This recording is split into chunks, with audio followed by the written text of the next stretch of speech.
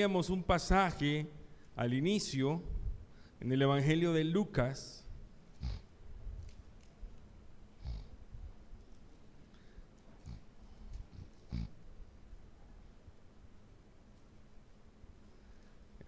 Lucas capítulo 2.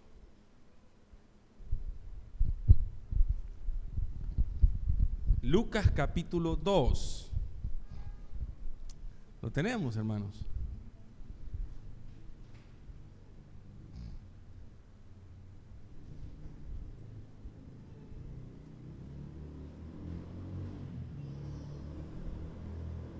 Verso 39.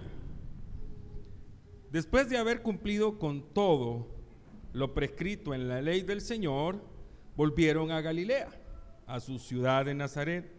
Y el niño crecía y se fortalecía y se llenaba de sabiduría, y la gracia de Dios era con él.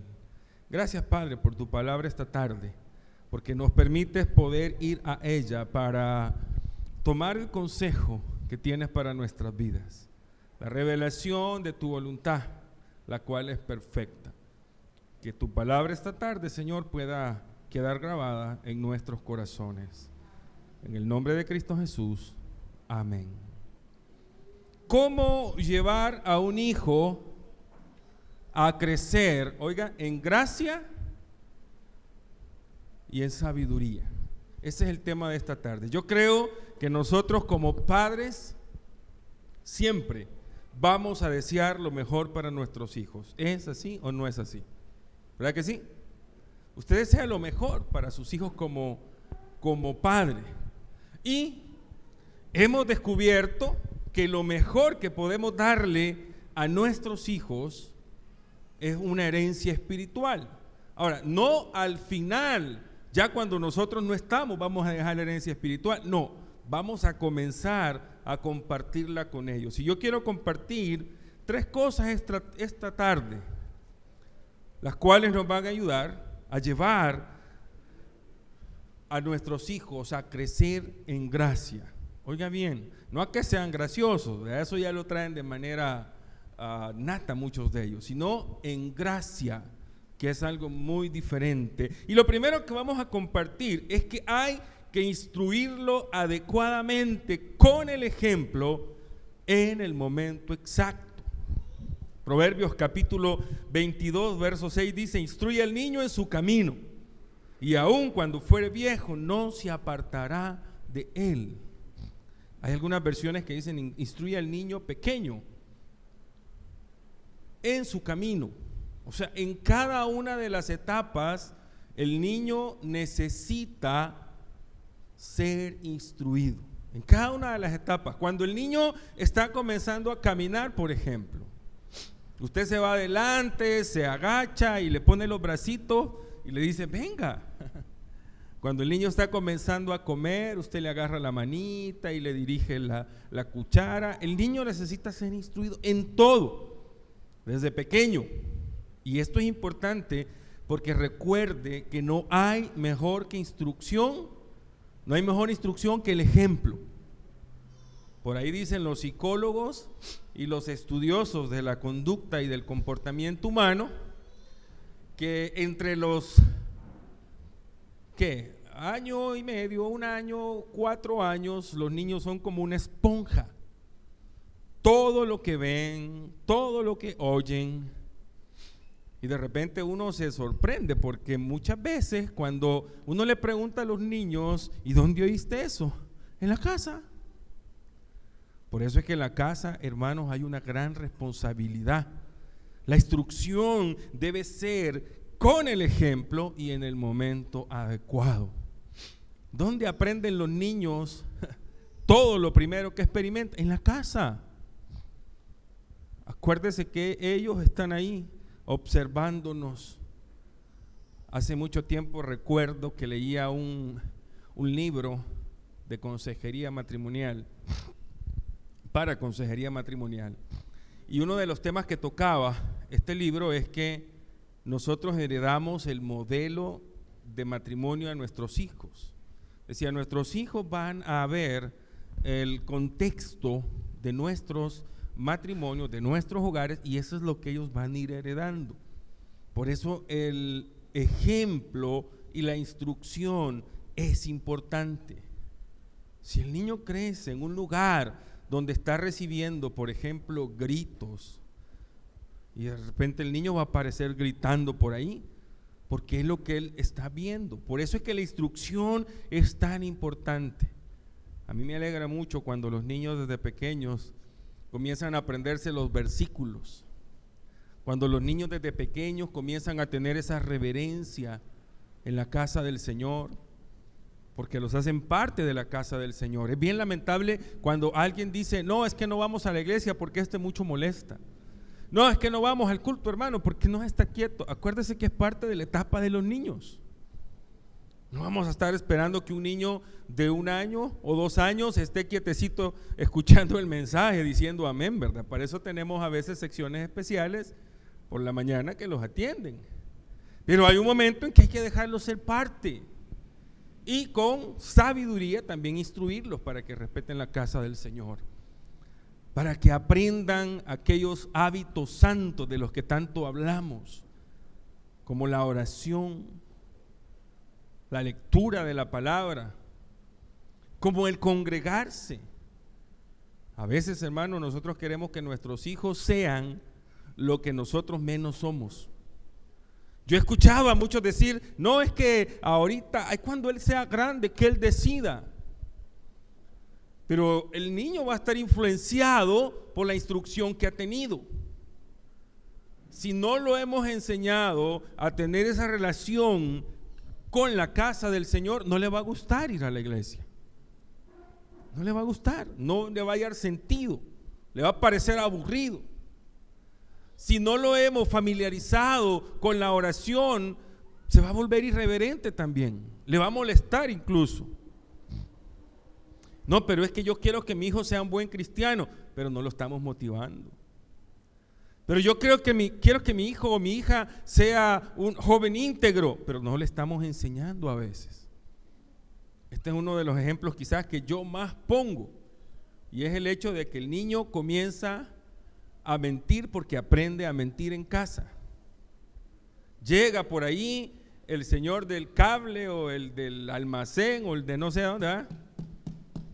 Y ahí viene el señor que cobra, decile que no estoy. Y ahí va el niño bien mandado, ¿verdad? Dice mi mami que no está. Así era, mamá. El niño comienza a mentir en casa. ¿Por qué? Porque ese es el ejemplo que recibe. Comienza a ser violento en casa porque es el ejemplo que recibe. Cuando hay maltrato entre los cónyuges, el niño ese es lo que ve. Se vuelve violento, se vuelve mentiroso. Comienza a inventar excusas porque los papás así son también. Mira, decirle a la señorita allá en el colegio, decirle a la hermana Magali que venimos tarde porque no pasó el bus. No, sí, vamos tarde, ¿verdad? Porque es tarde, el bus ahí viene. Y esa es la instrucción. Y eso es lo que los niños ven. Que es domingo y no vamos a la iglesia, y el niño, ¿y no vamos a ir al culto? No, hoy no, el otro domingo. Esa es la instrucción. Yo decía en la mañana, en el culto de la mañana, porque estamos compartiendo acerca de volver a la santidad. ¿Cómo es posible que nosotros no enseñemos lo importante que es estar en la casa del Señor y consagrar y respetar el día del Señor? Mi papá, recuerdo que una de las cosas que estaban establecidas en la casa era que el domingo era para el Señor, para estar en la casa del Señor, porque es la manera en que nosotros mostramos nuestra verdadera gratitud al Señor, nuestro verdadero agradecimiento al Señor, nuestra devoción y cuáles son las cosas que son prioritarias en nuestra vida. Usted con el ejemplo va a instruir a su hijo cuáles son las cosas importantes en la vida. Hoy en día, y es entendible por el contexto en el que vivimos, posiblemente no contamos con mucho tiempo, pero hemos aprendido a que no es en sí a veces el tiempo, la cantidad de tiempo, sino la calidad de tiempo. Cuando usted está instruyendo a sus hijos con sabiduría, usted lo va a entender y va a tener sabiduría para aprovechar aquellos momentos que puede compartir con sus hijos, y va a tener sabiduría para instruir a sus hijos de la manera que es correcta, y va a tener la capacidad y la sabiduría para poder encaminar a sus hijos. Por eso es que el proverbio dice: instruye al niño en su camino, acompáñalo. No vamos a querer enseñarle a un niño a los 12, 13, 14 años algo que tuvimos que habérselo enseñado a los 4, 5, 6 años. Es bien difícil. Por eso es que la instrucción debe ser adecuadamente, con el ejemplo y en el momento exacto. Segundo, debe hacerlo, oiga bien, debemos hacer a los niños parte de la experiencia espiritual de la familia. Recuerdo que en la época en que todavía estábamos casi todos en la casa, estaba Sonia, mis papás, los gemelos estaban pequeños, ya estaba Alberto, creo. Hacíamos los devocionales con todo y púlpito. Habíamos hecho un atril chiquito, porque a ellos los poníamos más que todo, y hacíamos esos devocionales de esa manera para motivarlos a que fuesen parte de la vida espiritual de la familia. Recuerdo que muchas veces les compartíamos cómo el Señor bendecía a nuestra familia, para que pudiesen valorar, para que pudiesen entender, porque debemos hacer parte de la vida espiritual de la familia de nuestros hijos. Orar con ellos si es posible, leer con ellos. Cuando vamos a la Escritura encontramos en Deuteronomio capítulo 6, versos 6 y 7: y estas palabras que yo te mando hoy estarán sobre tu corazón, y las repetirás a tus hijos estando en tu casa y andando por el camino y al acostarte y cuando te levantes, en todo momento.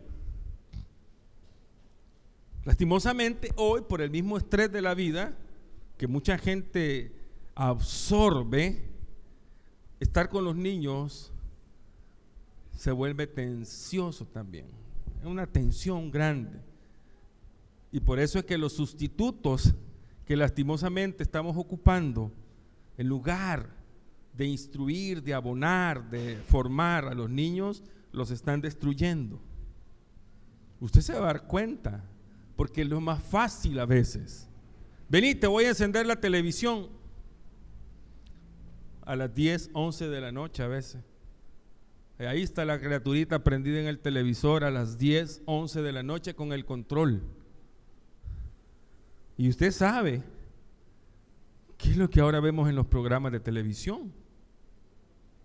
Compartíamos en la mañana acerca de la influencia del mundo y todo lo que está entrando a través de la televisión, el cine, los programas, las caricaturas. Las películas están llenas de inmoralidad, de obscenidades, de mala influencia. Ahí usted va a ver todas las obras de la carne en un solo programa. Muchas veces le digo a los hermanos, eso de ver las famosas telenovelas, ¿verdad? Yo sé que aquí ninguna de las hermanas y hermanos ve telenovelas, ¿verdad?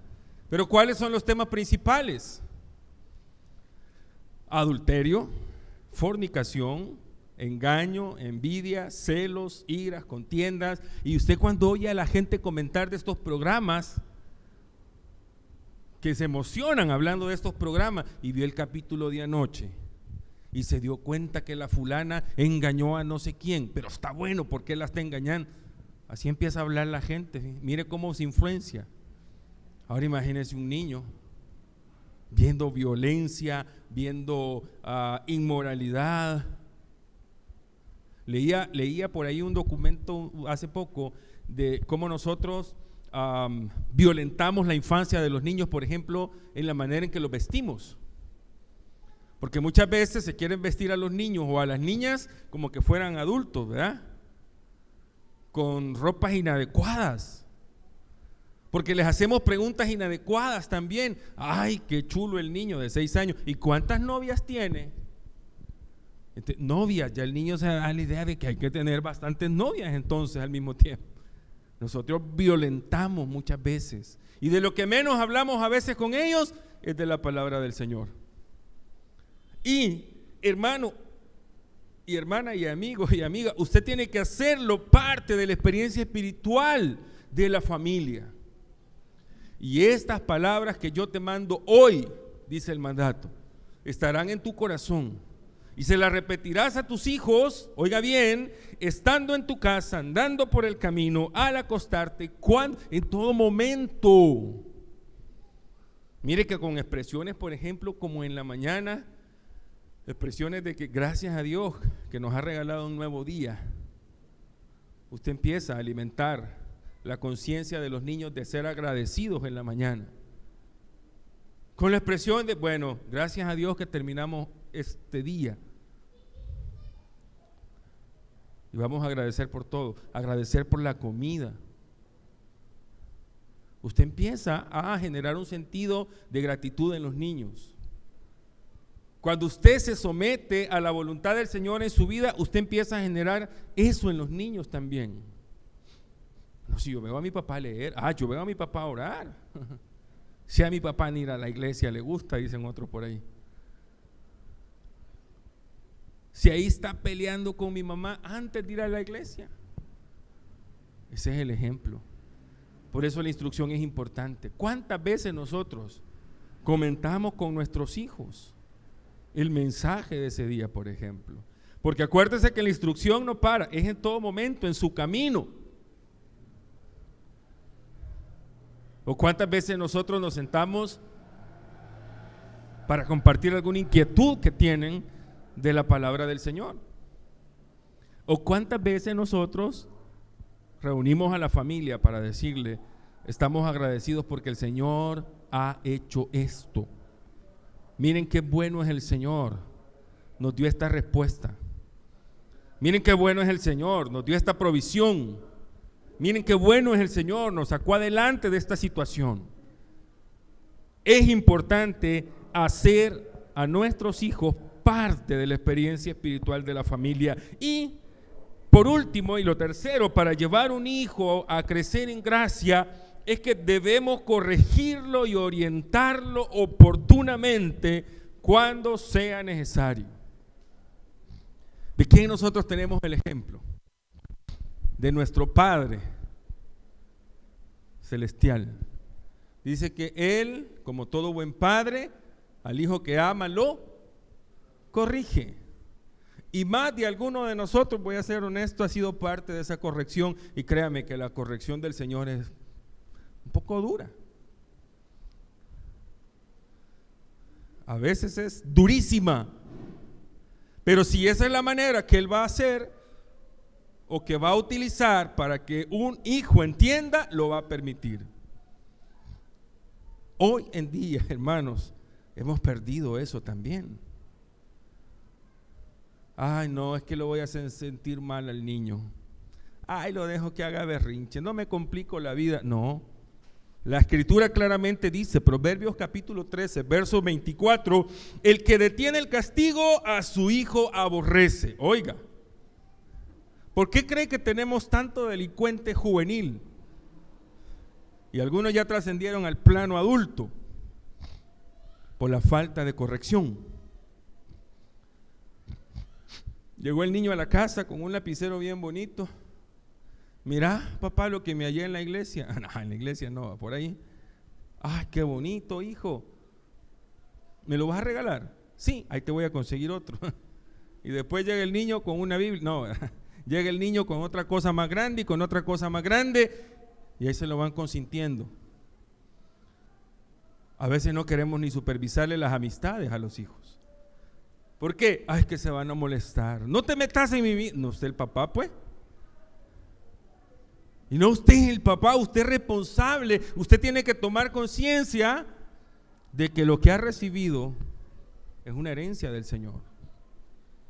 Entonces hay que corregirlo y no hay que ser permisivo, porque ese es el problema. El niño quiere esto, démoselo.